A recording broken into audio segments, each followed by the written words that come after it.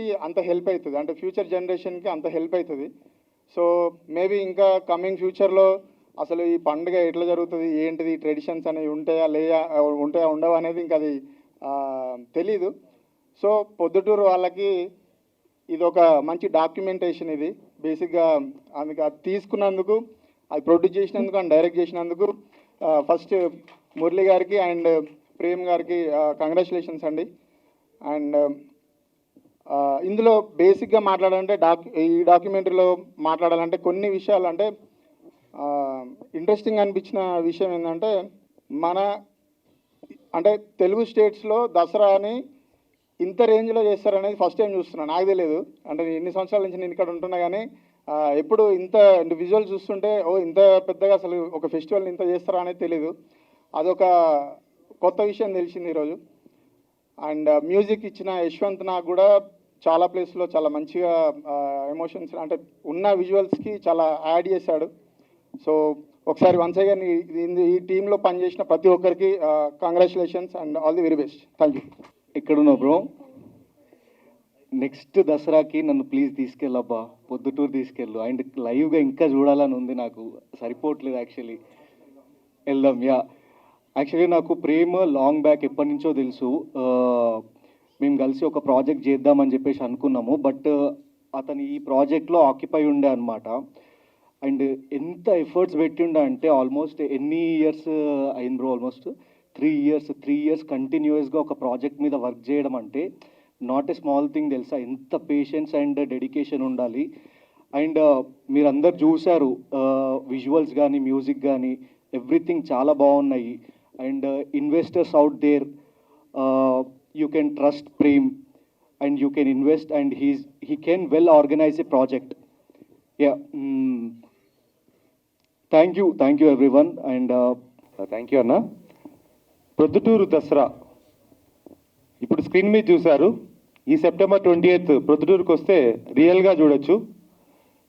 Documentary ఇక్కడ కేవలం information, ఆ 10 డేస్లో ఏం జరుగుతుందో ఇన్ఫర్మేషనే కాకుండా ఎమోషన్ని కూడా చాలా చక్కగా డాక్యుమెంట్ చేశాడు Murali. Thank you very much. And చాలా క్వాలిటేటివ్గా అండ్ ఎక్కడ కాంప్రమైజ్ కాకుండా ప్రొడ్యూస్ చేసిన ప్రేమ్కి kudos to Prem. Congratulations to your team. చాలామంది వర్క్ చేశారు.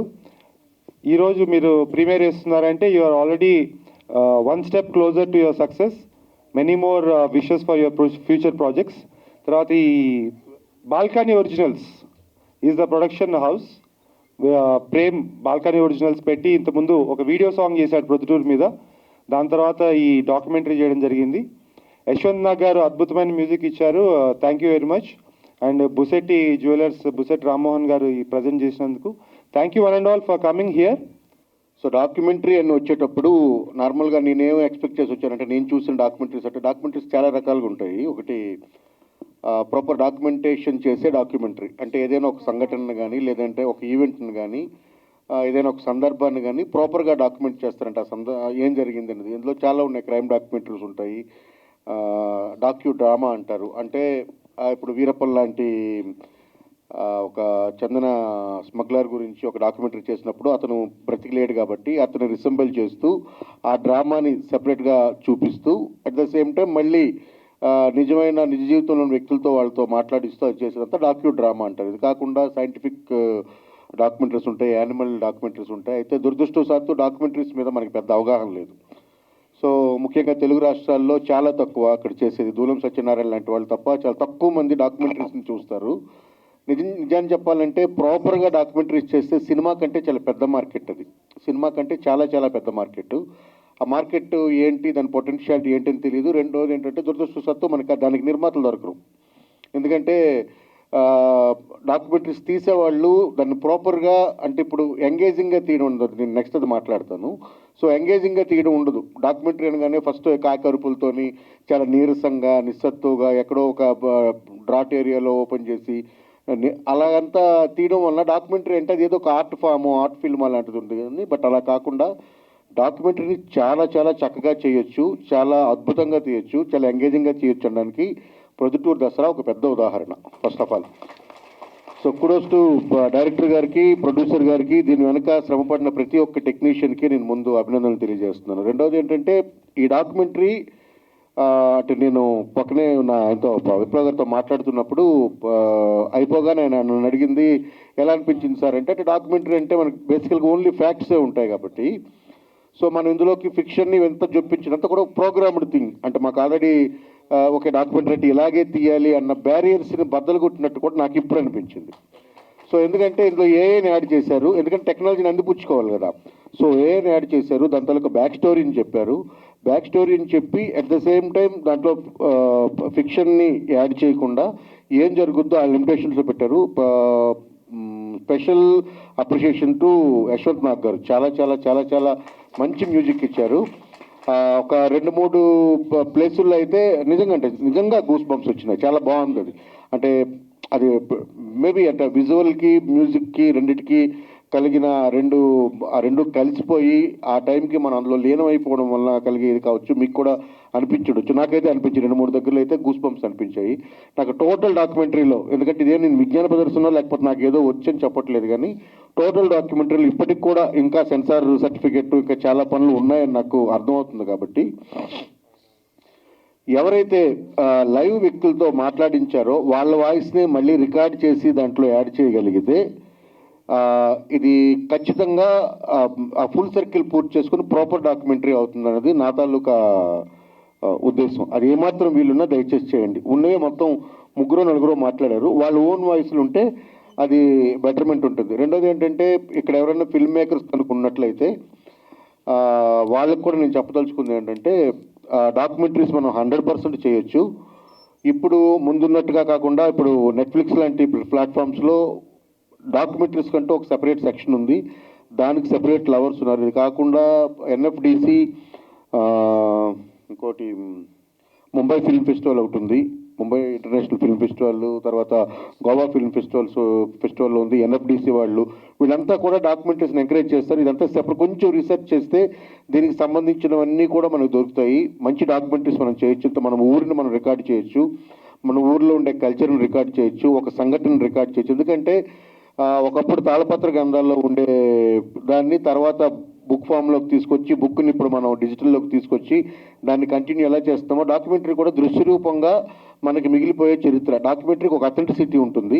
ఆ అథెంటిసిటీని చాలా అందంగా ఇక్కడ ఆవిష్కరించిన మురళీ గారికి, ప్రేమ్ గారికి ఇద్దరికి అభినందనలు తెలుపుతూ నేనైతే ఈ సినిమాని ఒక సినిమాటిక్ డాక్యుమెంటరీగా చూస్తున్నాను. Thank you very much. అంటే మీ నెక్స్ట్ ఫిలిం ఎప్పుడు రాబోతుందని అడుగుతున్నాం. అదే సినిమా అయిపోయింది, హనీ అనే సినిమా చేశాను, సైకలాజికల్ హారర్. అది సినిమా పోస్ట్ ప్రొడక్షన్లో ఉంది. అయితే ఇప్పటిదాకా ఇంకేం అనౌన్స్మెంట్ అంతా ఏం చేయలేదు. మోస్ట్ ప్రాబబ్లీ వచ్చే 2 వీక్స్లో అనౌన్స్మెంట్ స్టార్ట్ అవుతుంది, అంటే ప్రమోషన్ స్టార్ట్ చేస్తాం అనుకుంటున్నాను. Thank you. నేను మాట్లాడబోయే ముందు మా సొంతూరు ప్రొద్దుటూరు, నేను పుట్టి పెరిగిందంతా ప్రొద్దుటూరులోనే. నాకు ఒక యాక్టర్ అయ్యాను, ఇన్ని సినిమాలు చేయగలిగాను అంటే నా సోర్సెస్ మొత్తం ప్రొద్దుటూరే. ఇంకో చాలా గ్రేట్ థింగ్ ఏంటంటే కరుణ గారి డైరెక్షన్లో నేను శ్రీదేవి సోడా సెంటర్ సినిమాలో యాక్ట్ చేశాను. సార్ మీకు గుర్తుందో లేదో, సక్సెస్ టూర్కు మీరు ప్రొద్దుటూరు వచ్చారు సార్. ప్రొద్దుటూరు వచ్చినప్పుడు సార్ మీరు మా ప్రొద్దుటూరు వెళ్తున్నారు సార్, మా ప్రొద్దుటూరులో సినిమాలు అంటే చాలా ఇష్టం, మీరు నా గురించి ఒక మాట చెప్పండి సార్ అని ఆ రోజు నేను ఒక చిన్న రిక్వెస్ట్ చేశాను సార్ని. మర్చిపోకుండా అంత క్రౌడ్లో నా పేరు గుర్తుపెట్టుకొని మీ ప్రొద్దుటూరు అబ్బాయి అని మీరు చెప్పారు సార్. ఆ సంతోషం నేను మాటల్లో చెప్పలేను సార్. చాలా చాలా చాలా థ్యాంక్స్. ఆ థ్యాంక్ యూ చెప్పే సందర్భం ఇది అవ్వడం, ఇది ప్రొద్దుటూరుకు సంబంధించిన ఈవెంట్ అవ్వడం నిజంగా చాలా చాలా చాలా ఆనందంగా ఉంది. బిఫోర్ సినిమాల్లోకి వచ్చినప్పుడు ఏదైనా ఆఫీస్కి వెళ్ళినప్పుడు అదేంటో తెలియదు, అమాయకత్వమో ఏంటో, సార్ మాది కడప సార్, ప్రొద్దుటూరు సార్, మాది సినిమాలు అంటే బాగా ఇష్టం సార్. పొద్దుటూరు అది ఎక్కడ అంటే, సార్ మా ఊరు సార్, దసరా బాగా జరుగుతుంది సార్ మా ప్రొద్దుటూరులో. ఇది ఆటోమేటిక్గా నేను ప్రొద్దుటూరు వాడిని అవ్వడం వల్ల మాట్లాడక ముందే సార్ ప్రొద్దుటూరు సార్ మాది, మా ఊర్లో దసరా బాగా జరుగుద్ది, ఇంకా ఏంటి అని ఎవరైనా ఆశ్చర్యంగా పెడితే, సార్ మా ఊరిని సిరిపురి అంటారు సార్, మా ఊర్లో బంగారం ఎక్కువ దొరుకుతుంది సార్. ఈ రెండు బాగా వాడేసేవాడిని నేను. మా ఏదైనా డైరెక్టర్ని కలిసినప్పుడు మాట పెంచే ప్రయత్నంలో, సార్ మాది ప్రొద్దుటూరు, మా ఊర్లో దసరా చాలా బాగా జరుగుతుంది సార్, ఇండియాలో మైసూర్ తర్వాత మా ప్రొద్దుటూరులోనే అంత బాగా జరుగుతుంది సార్ అని. సో ఒక ఆర్టిస్ట్ అవ్వడానికి నేను ఆలోచించిన ఐడియాస్లో ఇదొక మంచి ఐడియా. నాకు చాలా అంటే చాలా హెల్ప్ అయింది కూడా. కమింగ్ టు ప్రొద్దుటూరు దసరా చాలా చాలా చాలా చాలా బాగా జరుగుతుందని ప్రొద్దుటూరులో ఉన్న ప్రతి ఒక్కరికి తెలుసు. బట్ ప్రేము వాళ్ళ టీం కలిసి యావత్ ప్రపంచానికి ప్రొద్దుటూరు దసరా గొప్పతనం, ప్రొద్దుటూరులో దసరా ఎలా జరుగుతుంది అని యావత్ ప్రపంచానికి తెలియజేసేలా వీళ్ళు వాళ్ళ సొంత డబ్బులతో వ్యయ ప్రయాసలు ఓర్చి, కష్టాలు నష్టాలు అన్నీ ఓర్చి, జస్ట్ ఒక ప్రాంతీయ అభిమానంతో, జస్ట్ ప్రొద్దుటూరు మీద ఉన్న గౌరవంతో, ఇంత కష్టంతో మీరు ఇది చేశారంటే బ్రదర్, మీ కష్టం మామూలుగా ఉండదు, అది నాకు తెలుసు. ఎందుకంటే మేము కూడా సినిమాల్లో చేస్తున్నాం కాబట్టి. ఒక ప్రాజెక్ట్ బయటికి రావాలి అంటే దాని వెనకాల ఎంత కష్టం ఉంటుంది, ఎంత పెయిన్ ఉంటుంది, ఎంత మనీ ఇన్వెస్ట్ చేయాలి, ఎంత టైం ఇన్వెస్ట్ చేయాలి, అది నాకు చాలా బాగా తెలుసు. నిజంగా మిమ్మల్ని చూస్తుంటే ఒక ప్రొద్దుటూరు వాడిగా నాకు చాలా చాలా చాలా చాలా చాలా గర్వంగా ఉంది. మన ప్రొద్దుటూరులో జరిగే దసరాని యావత్ ప్రపంచానికి తెలియజేయాలి అని మీరు చేస్తున్న ఈ ప్రయత్నంలో నేను కూడా వచ్చి ఏదో 2 మాటలు మాట్లాడడం అనేది నిజంగా ఒక ప్రొద్దుటూరు వాడిగా నేను చాలా అంటే చాలా గర్వపడుతున్నాను, చాలా ఆనందపడుతున్నాను.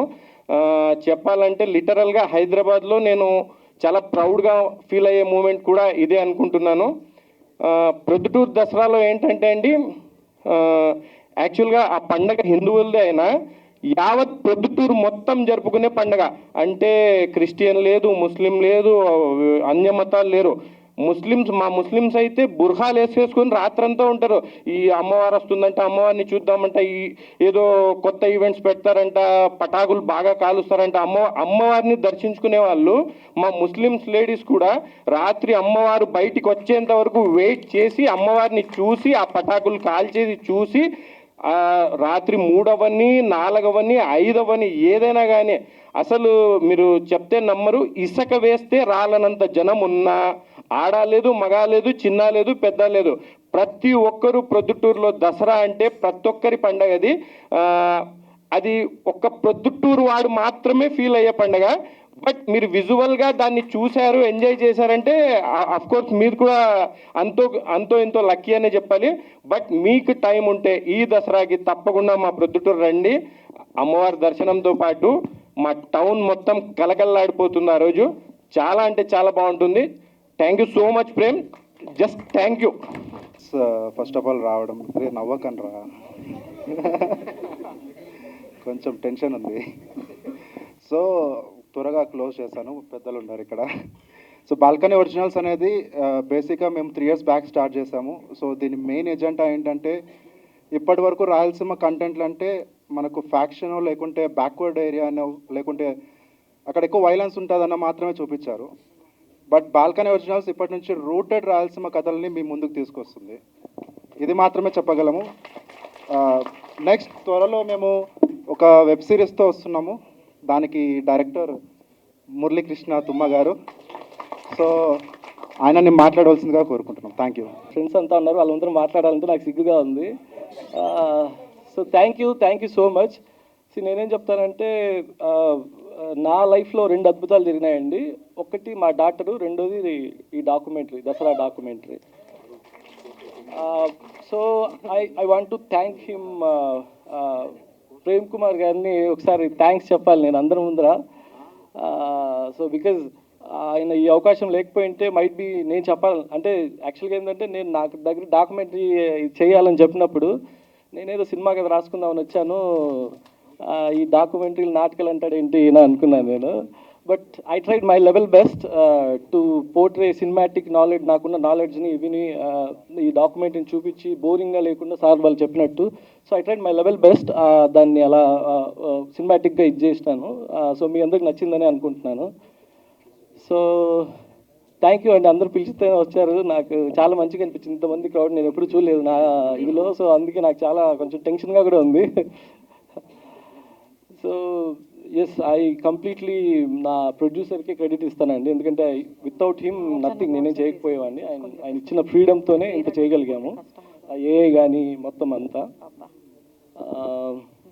ఇంకా yes everybody thank you so much మీ పేషెన్స్కి అంతకి. ఇక్కడ మా వైఫ్ ఉంది, ఆమెకు నేను ఫస్ట్ ఇది చెప్పాలి, ఎందుకంటే ఇది చేయగలగాలంటే నాకు సపోర్ట్ ఫ్రమ్ హోమ్ ఉండాలి. సో ఆ సపోర్ట్ అంతా మా వైఫ్ పూజా కృష్ణ ತುಂಬ సో సక్సెస్ అంతా క్రెడిట్ ఆమెకి ఇస్తాను. So she's the one. నాకేం అంత తెలియదు, తను ఏదో చెప్తుంటారు, నేను చేసుకుంటూ వెళ్తుంటాను అంతే. సో థ్యాంక్ యూ అండి. సో వేదిక మీద ఉన్న అందరికీ thank you sir. Thank you so much for watching our documentary. So everyone please share this and please promote us please, so that we can do more documentaries whatever he wanted to do. మేము ఇది చేయాలంటే మీ support అవసరం ఉంటుంది. So మీ అందరు support చేస్తారని కోరుకుంటున్నాను. Thank you అండి. Thank you so much. ఆయన వచ్చి దులిపి దీన్ని మంచిగా ఇలా తీసి ఇక్కడికి దాకా తీసుకొచ్చాడు. మేము జస్ట్ టీం వర్క్ మాత్రమే చేస్తాము. అండ్ ఇక్కడ మా డిఓపి నిఖిల్ శ్యామ్ లేడు, తను బాంబేలో ఉన్నాడు. తను మంచి విజువల్స్ ఇచ్చాడు మాకు. అండ్ అలాగే మ్యూజిక్ డైరెక్టర్ గారు యశ్వంత్ నాగ్ గారు, ఆయన కూడా ఇక్కడ రాలేకపోయారు, చాలా హెవీ వర్క్ ఉంది తనకి. సో యశ్వంత్ నాగ్ గారు కూడా చాలా థ్యాంక్స్. ఎందుకంటే యశ్వంత్ నాగ్ గారి వల్ల ఇంకొంచెం దీన్ని మాకు వెయిట్ వచ్చింది. అండ్ అలాగే లిరిక్ రైటర్ నాగేంద్ర గోపు, తను కూడా మంచి లిరిక్స్ ఇచ్చాడు. తను భవిష్యత్తులో కూడా మంచి లిరిక్ రైటర్ అవుతాడు అండ్ రైటర్ కూడా అవుతాడు. And mainly special thanks to Jaisim అన్న. సో స్టార్టింగ్ నుంచి ఈవెంట్ని ఇంత స్మూత్గా హ్యాండిల్ చేయడానికి మాకున్న తక్కువ టీమే, కానీ ఎక్స్పీరియన్స్ లేదు. ఇది ఫస్ట్ ప్రాజెక్ట్ నాది. జైసిమ్ అన్న థ్యాంక్ యూ సో మచ్ అన్న. రాయలసీమ గురించి మేము ఎప్పుడు డిస్కస్ చేస్తూ ఉంటాం, కాన్సెప్ట్స్ కానీ లేకుంటే సాంగ్స్ గురించి కానీ. అండ్ అమ్మ మీ అందరికీ థ్యాంక్ యూ సో మచ్ అమ్మ.